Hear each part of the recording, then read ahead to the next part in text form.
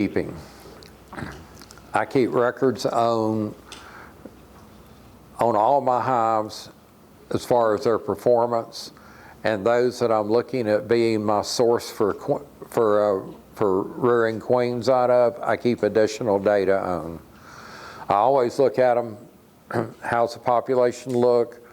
Do they have adequate stores? Did I see the queen?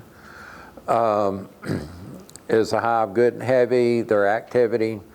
But if I'm going to be rearing queens out of them, I'm going to keep a lot more details. And if you're looking for a sheet for doing inspections and stuff, there's plenty of them out on the internet. Just do a quick Google search on them. You'll find a bunch of them on various forums, Facebook, YouTube. You'll find them out there on Etsy. You don't need to go buy one from somebody on Etsy. You get out your word processor or your spreadsheet and make your own with the categories you want, but use those as guides to help you know what to put down.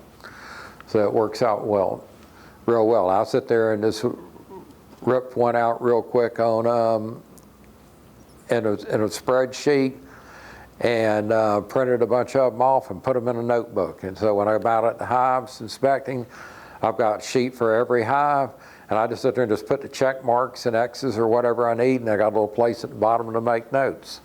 And it works out well. Like I said, there's a bunch of examples of these sheets out on the internet. So go look at them, figure out what works for you.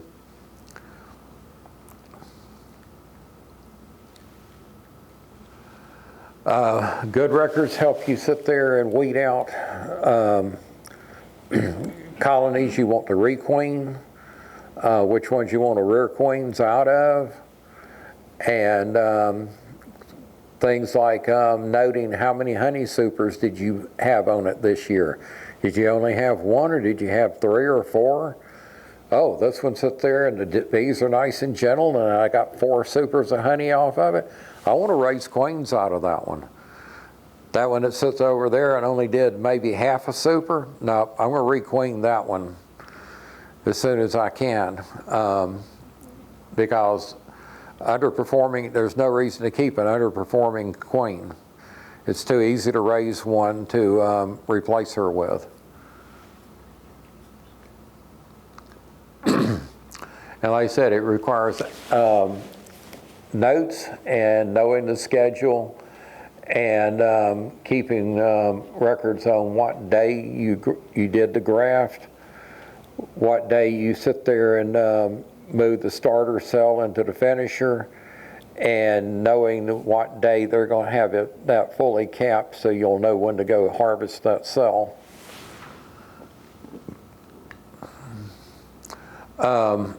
Like I said, your breeder queens should be selected carefully based on performance, how much honey they produce, how gentle they are, how quickly they build up. Those are some of the main factors I look for. And keeping accurate records is how you know.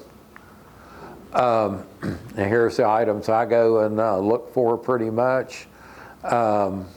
Wintering ability is very important.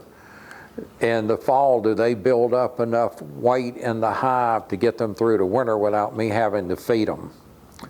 Also, your mite counts. The biggest thing I have is people not doing their mite checks and doing their treatments. And what you're going to do is you want to be selecting queens that have very low mite counts, that some of them are not going to require a treatment. Right now I'm in a process of getting in queens that have those traits, and because of a fire and a pesticide kill, I'm starting over from scratch. So I'm going back and buying queens that have these traits. Marking queens in all of your hives is important. That way you know you've still got the queen that you put in there. because all of a sudden you find one that's not marked, that you had a marked queen in, the bees have replaced her. Either it swarmed or they superseded her.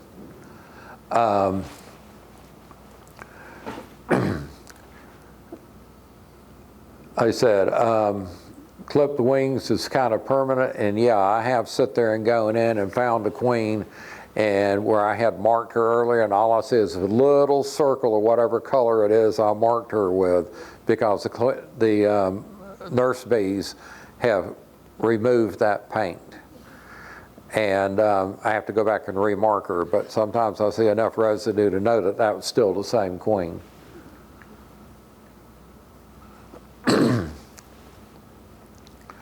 And breeder colonies should be selected over 2 years of data. Usually what I'll do is I'll have them make a new queen, and I keep enough drone colonies out there to know that she'll be mated well. All of my really good qualities have a drone frame in there, one of those green ones, that I let them produce a lot of drones out of my best colonies. So I've got plenty of drones in the area, and plus I have a couple of places I can put these drone colonies to help fill in the area around there. So she'll be flying into my drones and not somebody else's. Okay. Selecting the youngest larva. This is going to be fun because they are tiny. And I'll work under a microscope when I do it. Either that or one of those magnifying lamps, and to help me see them. Some people actually have the little magnifying glasses. One guy I know that does this commercially went down to the drugstore and found these reading glasses, and found, I think they were like 2X or 3X, that he wears when he's grafting so he can see it better. And so that's some of the things you can do to help you out there.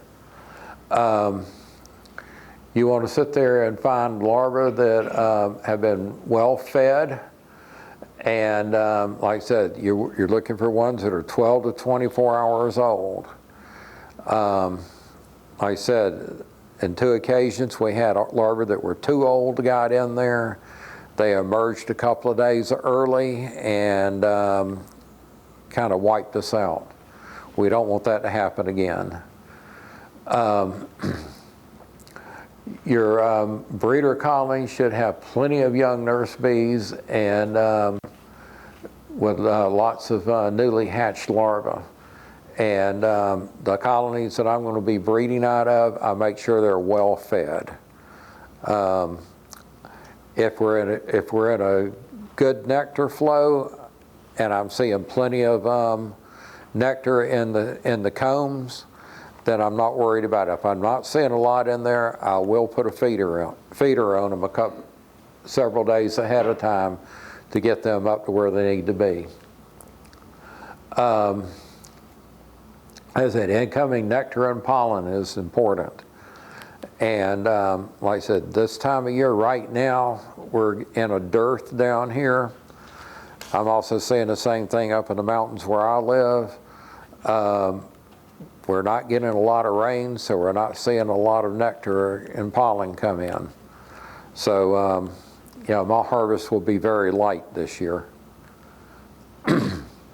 While grafting, your larvae must, remain warm and not allowed to dry out. We have an incubator we will be putting them in to take care of that once you do your grafts. I don't have to do that because my starter and finisher colonies is like 75 feet away from my shop, and that's where I do my grafting. But what I do is I have a damp towel I will put over my grafts to keep them from drying out.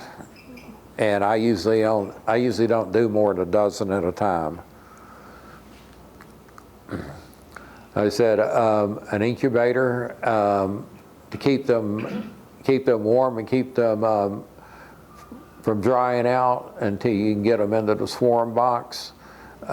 If you're having to take them some distance to get to where your bees are from where you're grafting. Your swarm box must be well stocked, lots of young bees, frames of pollen and honey and nectar. In your swarm box, if you do that, I put a wet sponge in the bottom. That way the bees have a water source.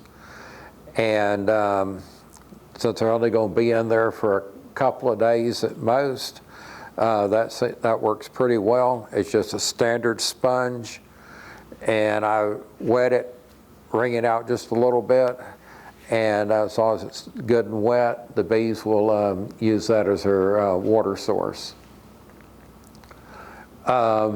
Keep it warm in a dark spot. Like I said, when I first started doing this, they would go into a dark corner, and they would stay there for about 48 hours, and I would pull them back out outside and then go ahead and pull my frames with my cells on them and then put them into my finisher colony.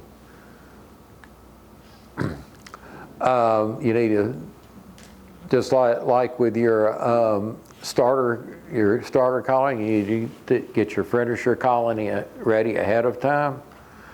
And once again, you want an abundance of bees, and usually what I do is the ones that were in my starter, I dump into my finisher.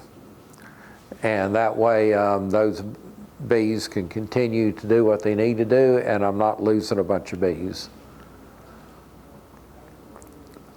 Okay, like I said, handle your cells carefully and keep them vertical as possible. Brush the bees off the frames, don't shake them. And go ahead and candle them before you sit there so you can call out the ones that are dead or the ones that are small and misshapen. Like I said, here we go. Once again, what we want to do. One thing is no royal jelly. That's actually the size and whether there's royal jelly still on the top of that cup are the two things I usually look for right away. Like I said, there must be sufficient drones in the mating area. I sit there and about half a mile from the house, I sit there and have some drone source colonies out there. I've got some friends who let me put a couple of colonies on their property. Of course, I pay them in honey, so it works out quite well. You're going to select your drone colonies the same way you sit there and select your breeder colonies, pretty much for the same traits, because you want the drones out there to have the same type of genetics. You don't want to sit there and have drones out there with inferior genetics, because you're going to get inferior bees after your queen's mated.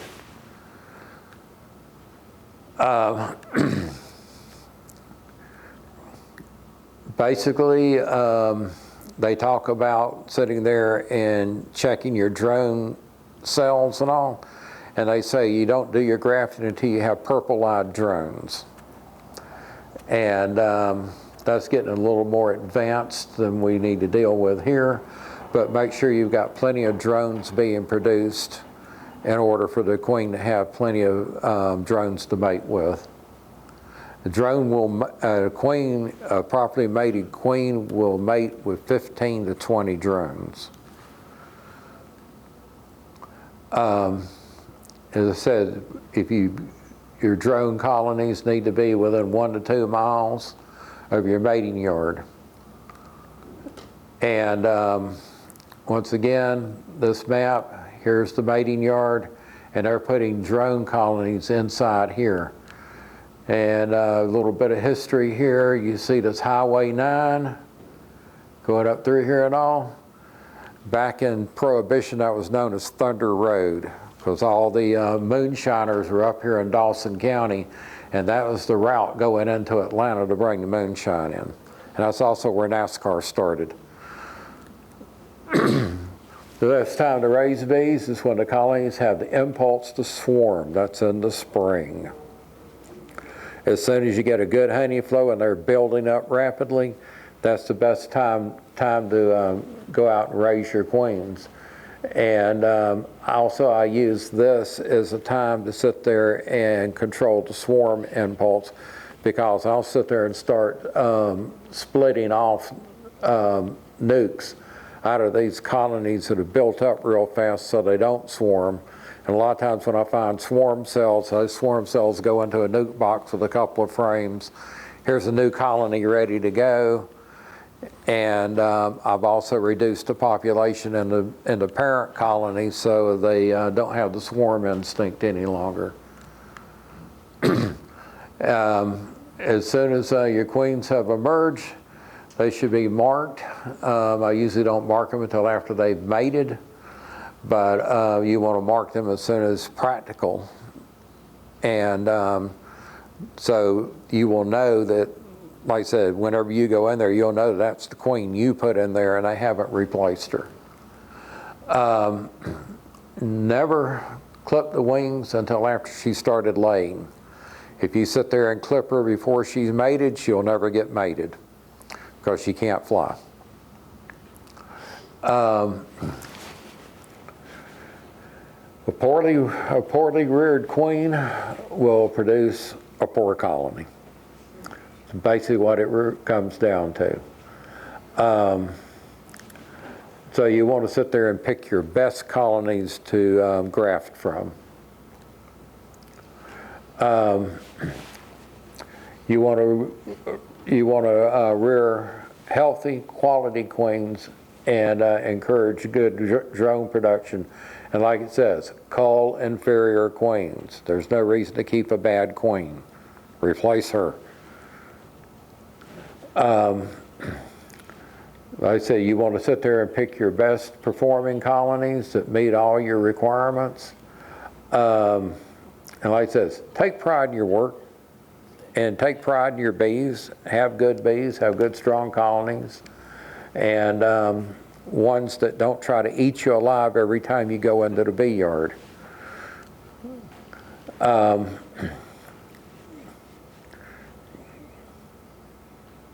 Okay, if you have trouble with grafting, there's the cell punch method and the Hopkins method. I have done both, and they both work. The non-grafting method is what you'll do is you can take a section of comb and put that into okay, in this case you want to use wax foundation. This does not work with plastic foundation. This is a cell punch method. And so you need wax foundation, and what you'll do is let the bees draw it out and let the queen lay eggs in it. And then what you will do is once you've that you'll sit there and select the ones you want to use, and the cell punch method, you get fewer queens, but you get to pick the cells you want. And what you're looking for in this case, you're looking for a cell with an egg in it, or a day-old larva. It works either way. But what you've got is you've got a little tool here. There we go. Right there, and what it's going to do is this covers one cell and a little bit all the way around it, and you're going to use that to actually cut that cell out of that frame. And then you can take that and a little bit of beeswax and mount it on your cell bar to go into your starter colony. And you see there where they've cut one out there, and here's their process of cutting one out there. And it works fairly well. It's a little bit of work, but once you've done it a few times, it's like, yeah, when you sit there and go, cut this one out, get it mounted, cut that one out, get it mounted, and you can actually make pretty good time. And you know, you can sit there and heat this little ring up. Usually it's made out of brass, and you can warm it up just a little bit, and it'll cut them out a lot easier. And like I said, I have used this method. It works quite well. And once you push it in, you kind of rotate it as you do it. So as you can see, you're cutting out around one cell. You're cutting the cells around that and isolating that one cell in the middle. And then you gently remove it. So yeah, this is why you have to have wax foundation. You can't, like I said, you can't do it on plastic foundation. And then you can sit there and mount it on your cell bar with a little bit of melted beeswax, and you can then you can go put them over into your starter colony, and they will do that. And once again, you're looking for well-formed cells, not little one like that. You want to go ahead and just cut that one out. And you can do this if you have trouble seeing the larvae to do the grafting. This works. And another good is a... Got a question. Yes, sir. Can you go back a cell, or up one page, please? I've seen this term scallop come up a bunch of times. I've never really heard that. Can you? Okay, you see how the outside of the texture of the outside? Okay.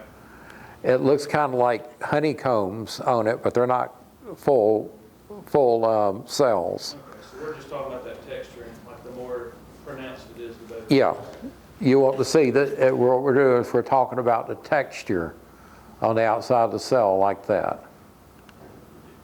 That's what we're referring to. Thank you. Okay. Like I said, the Hopkins method is even easier. And once again, you have to use wax foundation for the work method. And you can sit there and get a lot of cells this way. And as with a cell punch, you're not grafting again. And what you're doing is you're taking and you're making lines. You're basically collapsing cells like every other row or every third row. And what you're doing is you're leaving one line of cells down the middle, and you're going to make a grid. So here it is. So what you're doing here is you've isolated one cell in each of these blocks, and you've crushed down a couple of rows of cells, so you got some room to work with. And once they sit there and build those cells out, you can go and cut them out and then go and put them into another colony. Or so you, like you would a regular cell that we grafted. You just treat them the same way. You just have to cut them out of there. And you can make a lot of queen cells this way with very little work. And once completed, the frame will go in with the side that you sit there and that you did all this work on. It will get laid on the top of the frames. You want about an inch gap there. And it will be with that grid facing down, and they will build those cells out, and then you can cut them out once they get them completed. And like I said, it's you can make a lot of cells very quickly that way. And they make these frames to go in there right here to hold this like that. Or you can make your own, and you can put like a shim on there, and then put a couple blocks of wood under it to hold it up about an inch or so. And once again, here it is. This method here, you said a queen cell there, queen cell there, queen cell. See all these queen cells that this makes. And like I said, you want to sit there and put enough space in between them that you can cut them out of there easily and use that to go into your mating nukes or to requeen with.